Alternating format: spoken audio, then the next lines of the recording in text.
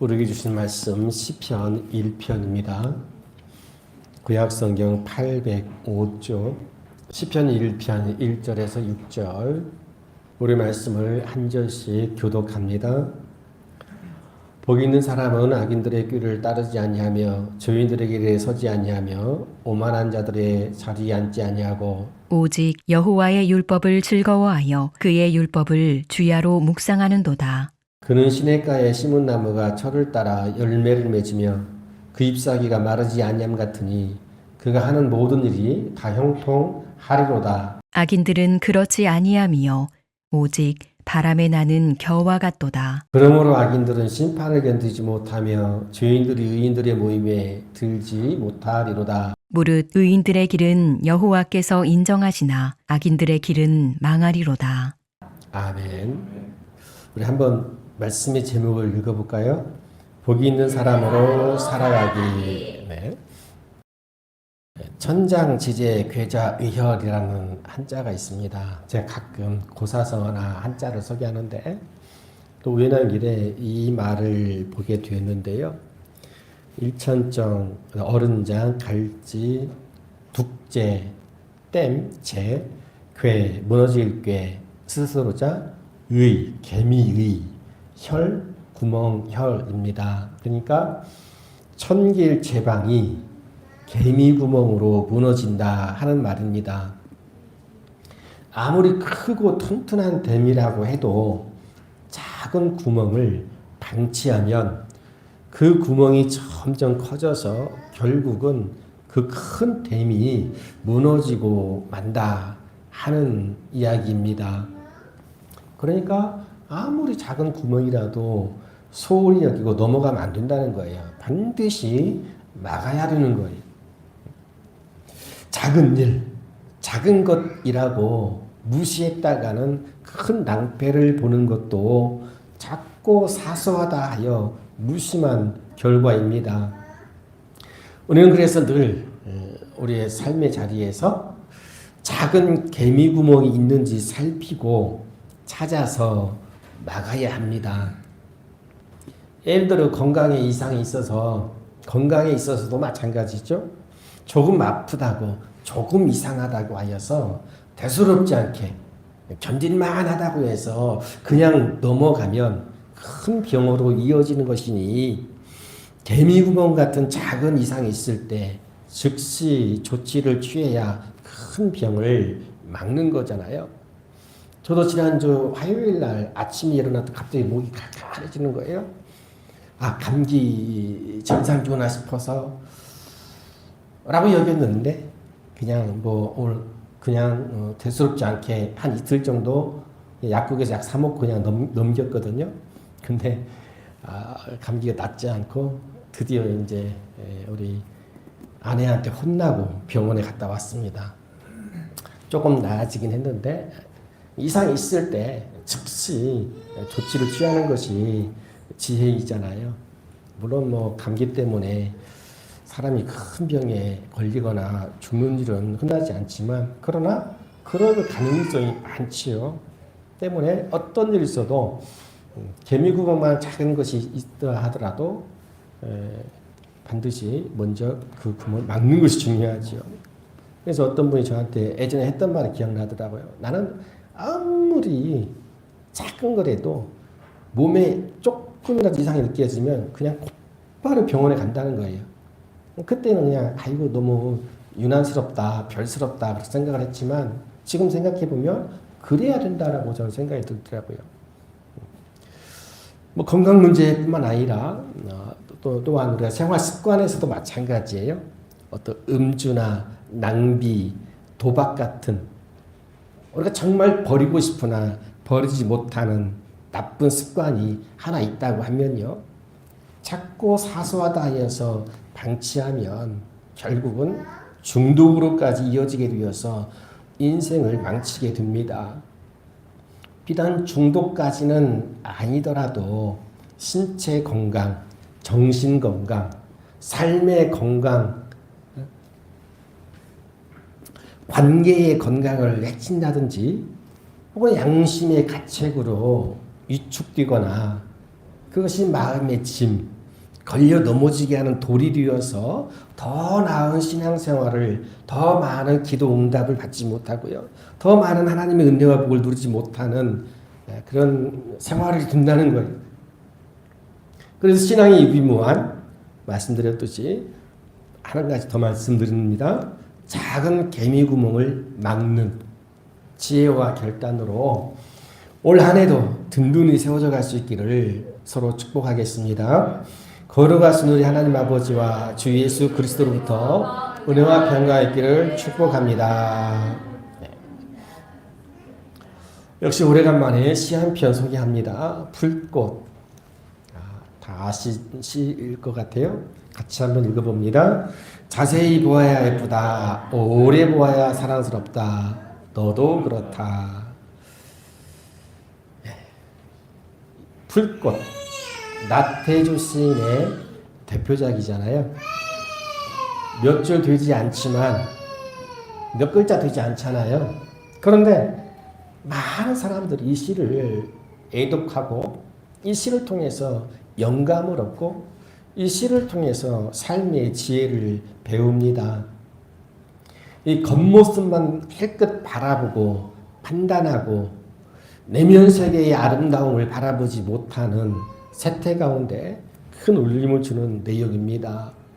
자세히 보고 오래 보는 것, 상대방을 존중하는 것이고 배려하는 것이고 이해하는 것입니다. 그렇게 자세히 보고 오래 보면 안 이쁘고 사랑스럽지 않은 사람이 어디 있겠습니까? 그렇게 자세히 내면을 바라볼 수 있다면 이해하지 못하고 용서하지 못할 사람도 없습니다. 우리 한번 같이 합니다. 자세히 볼수록 오래 볼수록 예쁘고 사랑스러운 당신입니다. 저보고 하지 마시고 옆에 사람 보고 서로 보시고 다시 한번 합니다. 자세히 볼수록 오래 볼수록 예쁘고 사랑스러운 당신입니다. 네. 저는 목회자로서 성도님들을 늘 이제 마음속에 품고 기도하기 때문에 그거 한 가지는 제가 자신 있게 말씀드릴 수가 있어요. 비록 생활 환경이 다 달라서 이렇게 눈으로는 볼 수 없지만 마음의 눈으로 늘 바라보는 것, 자세히 보고 오래 볼 수밖에 없는 거죠. 그래서 한 분 한 분이 정말 너무너무 사랑스럽고 귀하게 여길 수 있는 것이 저에게는 큰 기쁨이고 행복으로 다가오고 있습니다. 우리도 서로서로 자세히 오래 보아서 더 예쁘고 사랑스러운 성도들이 되시기를 간절히 원합니다. 나태주 시인은 기독교인입니다. 자신을 썬데이 크리스찬이라고 겸손하게 표현하지만 이분이 이제 죽음의 고비를 신앙으로 이겨낸 이후에 모든 것을 주관하시는 하나님의 섭리를 깨닫고 더 관심을 가지게 된 것이 행복이었어요. 행복에 많은 관심을 가지게 되었어요. 인생의 목표가 행복이라고 하듯이 모든 사람들이 행복해지려고 살아가고 있는데 인생에는 반드시 고난이 따르기 때문에 행복해지는 게 쉽지 않다라고 하면서 이렇게 권면합니다. 억지로라도 행복하라. 해볼까요? 억지로라도 행복하라. 에릭 프롬이 사랑이 학습이라고 한 것처럼 행복도 학습이다. 노력해서 억지로 한 번에 안 돼도 또 한 번 억지로 행복해질 필요가 있다. 그렇게 작은 기쁨들로 큰 고통을 메우다 보면 조금씩 살만해지고 평안해지는 것, 그게 우리가 부르는 행복이다 라고 했습니다. 그리고 또 한 가지, 행복은 좋아하고 즐기는 데서 온다고 했어요. 특별히 그는 이 논어에 나오는 공자를 인용해서 이렇게 말했는데요. 같이 읽어볼까요? 지지자 불여 호지자요 호지자 불여약지자리라. 이 말을 알면 누구한테 말할 수 있잖아요. 지지자 불여 호지자요 호지자 불여약지자니라. 뭔가 있는 것처럼 느끼지 않아요? 이게 무슨 말이냐면요. 지지자 아는 사람은 불여 호지자 좋아하는 사람보다 못하고 호지자 좋아하는 사람은 불여락지자 그것을 즐기는 사람보다 못하다 하는 의미입니다. 잘 아는 사람은 좋아하는 사람보다 못하고 좋아하는 사람은 그것을 즐기는 사람보다 못하다. 아는 사람보다 좋아하는 사람이 낫고 좋아하는 사람보다 즐기는 사람이 더 낫다 하는 뜻입니다. 그러니까 아는 것, 좋아하는 것보다 즐기는 것이 행복의 비결이다 라고 하는 것입니다. 어떤 일을 할 때 우리가 알아서 하는 것보다 좋아서 하는 것이 더 행복하잖아요. 그렇죠? 단 지식적인 게 아니라 좋아서 하는 것. 그런데 좋아서보다는 그것을 즐길 줄 아는 것이 더 행복한 것이다 라고 하는 거예요. 우리가 이 찬양 인도하시고 꽃꽂이 하시고 또 점심을 준비하시고 하잖아요. 봉사하지요. 할 줄 알아서 하는 것이고 또 그것이 일단 좋아서 해요. 그런데 그것으로 진짜 행복을 느끼려면 그것 자체를 즐거워야 한다는 거예요. 준비하는 과정에서부터 모든 순간순간을 즐길 줄 알아야 한다는 거예요. 그래야지 행복을 누릴 수 있다라고 하는 이야기입니다. 여러분이 지금 어떤 일을 하든 또 앞으로 어떤 일을 하게 되든지 그 일을 잘 알고 좋아하고 즐기는 일이어서 그 일을 통해서 진정한 행복을 누릴 수 있기를 축복합니다. 가끔 제가 커피를 얼마나 아나 생각을 해볼 때가 있어요. 근데 생각할수록 너무너무 조금 알고 있더라고요. 근데 또 깜냥이 안다고 해서 또 좋아한다고 생각했고 또 좋아한다고 해서 나름 즐긴다고 생각했는데 생각해보면 그렇지 않은 것 같더라고요. 물론 조금 알고 좋아하고 뭐 즐기는 것 같았지만 그것을 내가 행복을 느끼고 있나? 생각해보니까 아니더라고요. 뭐 커피를 좀 알긴 알죠. 뭐 핸드드립, 그다음에 뭐죠 더치커피, 또 머신 사용할 줄 알고 또 깜냥에 바리스타 자격증 이것도 따놓았고 저는 뭐 아는 줄 알았어요. 그리고 나름 즐기는 생활을 한다고 생각했는데 다시금 생각해보니까 전혀 그렇지가 않더라고요. 제가 가끔 생각하는 것이 뭐 이걸 막 그 드립을 할 때나 뭐 할 때 막 괜히 번거롭게 느낄 때도 있었고 귀찮게 느껴질 때도 있고 혹은 보이고 싶은 마음 뭐 그런 마음들이 있구나 하는 생각을 하는 순간 나는 아직 멀었다 하는 생각을 가지게 되었어요. 즐기고 행복을 누리기까지는 참 먼 길이다 그런 생각을 하게 되었습니다. 여러분 즐거워하는 것이 곧 복인 것은 우리의 신앙생활에도 그대로 적용할 수가 있겠지요. 하나님은 이미 오래전에 좋아하는 것을 넘어서 즐거워하는 것이 행복인 것을 말씀해 주고 있어요. 그것을 좋아하는 사람보다 그것을 즐거워하는 사람이 행복한 사람이다 라고 하는 진리의 말씀을 오늘 시편 1편을 통해서 확인할 수가 있습니다. 시편 1편은 우리가 너무 잘 알고 있죠. 복 있는 사람은 이라고 시작하죠. 복 있는 사람은 자, 시인은 먼저 복 있는 사람이 되기 위해서 선택하지 않아야 하는 것 세 가지를 말씀하죠. 같이 해볼까요? 악인의 꾀를 따르는 것, 죄인의 길에 서는 것, 오만한 자의 자리에 앉는 것. 악한 생각을 하는 것, 죄악을 행하는 것, 교만하여 남을 업신여기고 섬김을 받으려고 하는 것을 즐거워하지 않는 것이 복 있는 사람이 되기 위한 첫 번째 발걸음을 내딛는 것입니다. 그런데 많은 사람들이 어리석게도 거꾸로 행복해지기 위해서 악인의 꾀를 따르고 죄인의 길에 서고 오만한 자의 자리에 앉는 것을 선택하기를 즐거워합니다. 그런데 우리가 경험상 깨닫는 것은 그렇게 해서 주어지는 행복은 오로지 자기 자신만을 위한 이기적이고요. 그리고 많은 사람들을 불행하게 만드는 아주 나쁜 행복이라는 것이잖아요. 독일의 히틀러를 많은 예를 들어 설명하는데요. 히틀러는 합법적으로 독일의 국가 원수가 되었잖아요. 그런데 국민들의 행복보다는 자기 자신만의 아주 나쁜 행복을 위해서 세계대전을 일으켰고 2천만 명이 넘는 군인과 민간인들을 죽게 했습니다. 인종차별과 지독한 반유대주의적 사상으로 유대인 600만 명을 학살했죠. 히틀러는 독일에서 기독교 교회의 영향력을 완전히 제거하고 궁극적으로 기독교 자체를 완전히 없애는 것을 정부의 목표로 삼았었어요.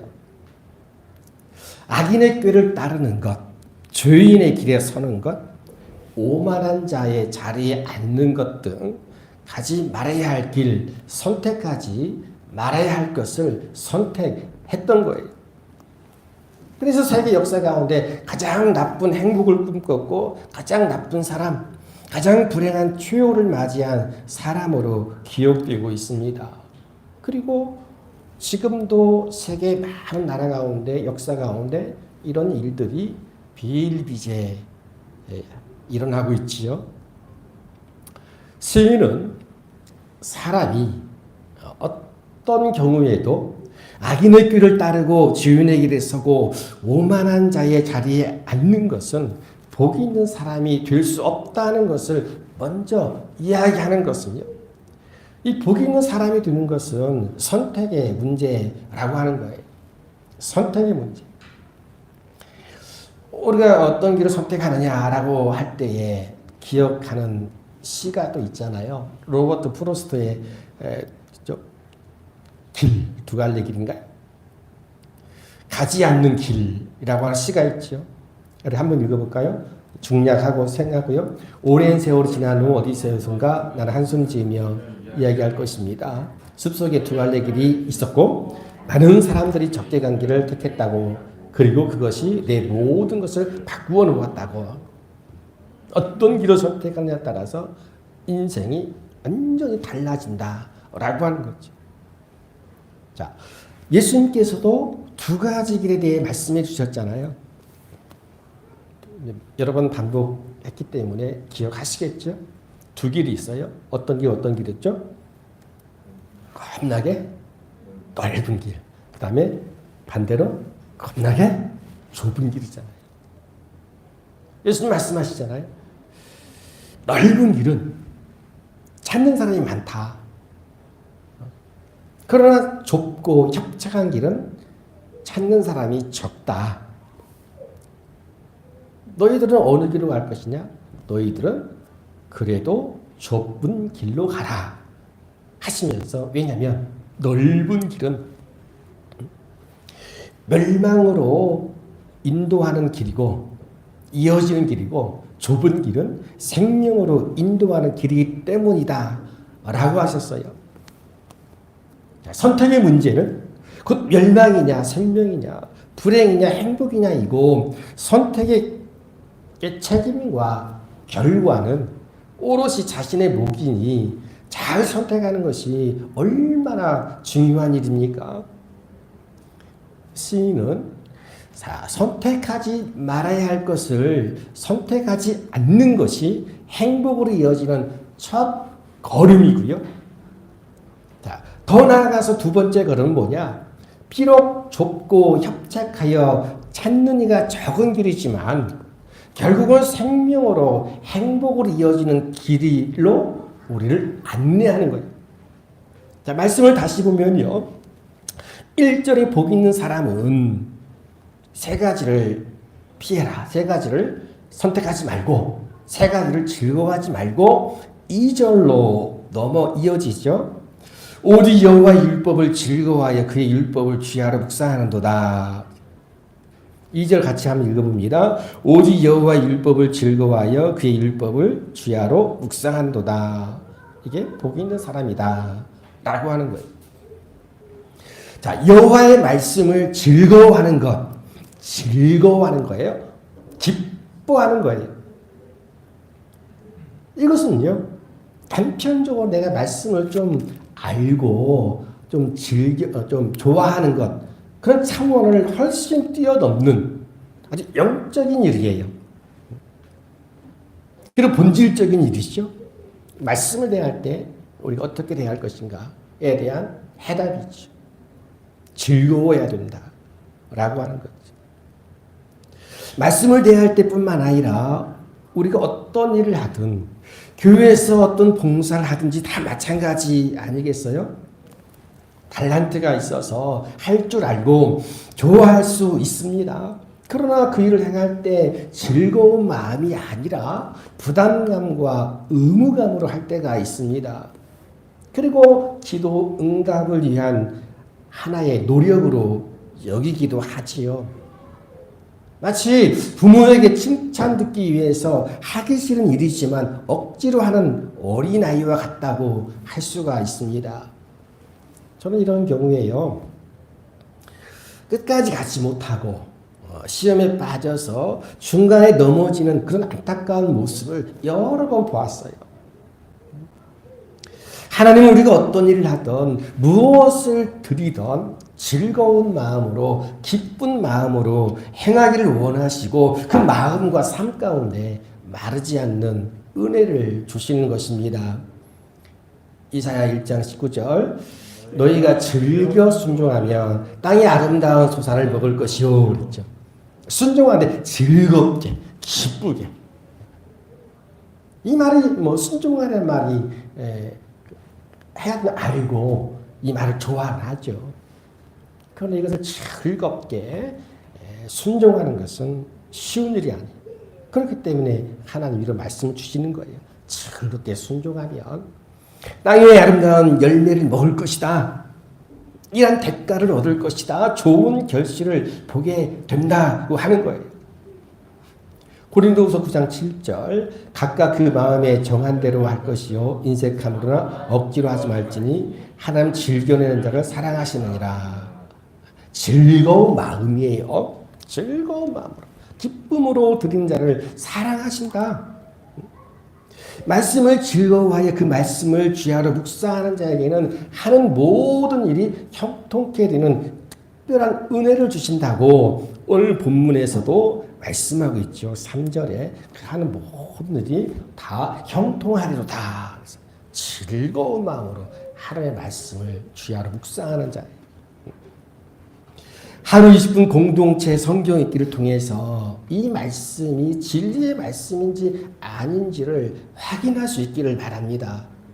억지로 애써서 하는 것도 중요하지만 무엇보다 즐거운 마음으로 말씀 읽기에 동참해 보시기를 바라요. 시편 19편에 보면 여호와의 율법은 완전하여 영혼을 소성시키시고 우둔한 자를 지혜롭게 하고 마음을 기쁘게 하고요. 그리고 순결하여 눈을 밝게 하시니 시편 19장 10절 금 곧 많은 순금보다 더 사모할 것이며 꿀과 송글보다 더 달도다 라고 말씀하죠. 우리를 지혜롭게 하고 우리의 영혼을 새롭게 하고 우리의 눈을 밝게 하시는 하나님의 말씀의 능력을 믿고요. 금보다 더 사모하고 이 말씀을 즐거워하여 주야로 묵상할 수 있기를 바랍니다. 여러분 주야로 묵상한다. 네, 무슨 말? 주야로 묵상한다. 낮주자 야 밤야자. 그러니까 낮과 밤 구분 없이 항상 계속이라는 의미도 있고요. 이 낮은 밝고 형통하고 즐거울 때를 의미하기도 하고 밤은 어둡고 슬프고 실패할 때 넘어졌을 때를 의미하기도 합니다. 그러므로 주야로 말씀을 묵상한다는 것은 환경을 초월한 상황을 초월해서 주님의 말씀을 가까이 하여 듣고 읽고 쓰고 말씀의 뜻을 묵상하고 순종한다는 의미예요. 그래서 즐거워하는 거예요. 자, 시인은 이렇게 악인의 길을 선택하지 않고 여호와의 율법을 즐거워하여 주야로 묵상하는 자를 참으로 행복한 자라고 말하는 거죠. 그리고 그가 시냇가에 심은 나무가 철을 따라 열매를 맺고 그 잎사귀가 마르지 아니함 같다라고 합니다. 그래서 시냇가에 심겨진 나무는요, 언제나 풍성한 물을 공급받을 수 있기 때문에 결코 마르지 않죠.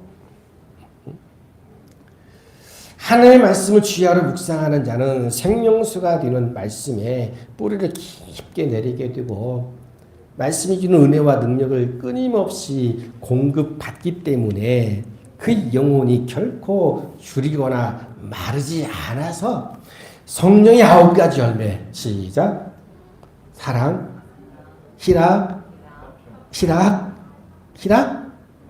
화평, 오래 참음, 자비, 양선, 충성, 온유, 절제. 갈라디아서 5장 24절인가요?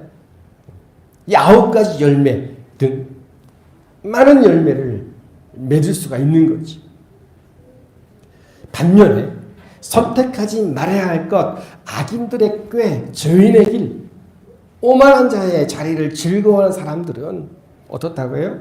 바람에 나는 겨와 같이 한없이 가볍고 무의미하고 결국은 심판대에 아궁이에 던져져서 망하는 것 말고는 다른 결론이 없습니다. 이사야 40장 8절 말씀, 풀은 마르고 꽃은 씻으나 우리 하나님의 말씀은 영원히 선이라 하니라. 아멘. 이 세상 모든 건 다 변하고 끝이 있지만 하나님의 말씀은 영원전부터 영원까지 변함이 영원히 서는 것, 설이라 하지. 그럼 복 있는 사람으로 사는 것은 잠시 있다가 사라질 것을 즐거워하는 것이 아니라 영원한 하나님의 말씀을 즐거워하는 것입니다. 오래 보고 자세히 보아야 이쁘고 사랑스러운 것은 당신이라고 했는데 오래 보고 자세히 보아야 은혜가 되고 능력이 되는 것은 이 하나님의 말씀뿐인 줄 믿고 올해도 이제 2월 중순이잖아요. 연초엔 우리가 항상 새로운 것을 다짐하고 결단하는 주제로 말씀을 드리는데요. 이번 주가 이제 그런 말씀이 저는 드리는 마지막일 것 같아요. 올 한 해 말씀을 즐거워하여서 주야로 묵상하기 힘써서 하는 모든 일들이 형통케 되어지고 또 많은 열매를 맺어서 하나님께 영광 드리고 하나님께 인정받는 의인의 길, 즉 복 있는 자로 살아갈 수 있기를 주님의 이름으로 간절히 축복합니다. 거룩하신 아버지 감사합니다. 오늘 또 주님의 날, 거룩한 날, 세상 가운데 있지 아니하고 내 몸을 쳐서 복종케 하여서 하나님의 말씀에 순종하여서 예배의 자리에 있게 하시니 감사합니다. 이 모든 것이 알고 좋아하는 것을 넘어서 참으로 즐거운 마음으로, 참으로 기쁜 마음으로 예배하는 시간인 줄로 믿습니다. 우리가 날마다 즐거워하는 마음으로 기도하게 하시고 날마다 즐거워하는 마음으로 전도하게 하시며 즐거운 마음으로 말씀을 전하게 하시며 즐거운 마음으로 예배할 수 있는 하나님의 자녀가 되게 하여 주옵소서. 의인의 길, 복 있는 자의 삶을 살아갈 수 있도록 하나님 우리 모두에게 성령의 충만함을 허락하여 주옵소서. 그래서 오늘 1년 동안도 오직 말씀으로 말씀의 검으로 승리할 수 있는 저희가 되게 하여 주시고 많은 열매로 하나님 앞에 영광 드리고 많은 사람들에게 선한 영향력을 끼칠 수 있는 하나님의 거룩한 자녀들 되게 하여 주옵소서. 감사드리며 예수님의 이름으로 기도하옵나이다. 아멘. 같이 합니다. 거룩하신 하나님의 아들 예수 그리스도시여, 영원한 하나님의 말씀을 사모하고 즐거워하게 하옵소서. 아멘.